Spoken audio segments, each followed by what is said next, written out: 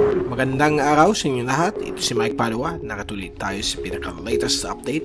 Ito po ang ating weather analysis weekend edition ng araw po ng Biyernes hanggang Lunes, Hunyo 13 hanggang 16, 2025. At ito po ay pinaglilingkod sa inyo ng Typhoon 2000 at ng Naga College Foundation.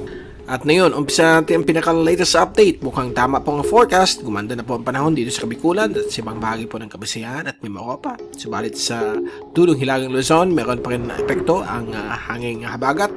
Pero unti-unti na po itong bubuti. Itong si LPA 94W, saglit po ang ginawang bagyo po ito ng Pag-asa kagabi. Mga bandang alas 11 ng bago maghating gabi hanggang alas 5 ng umaga kanina.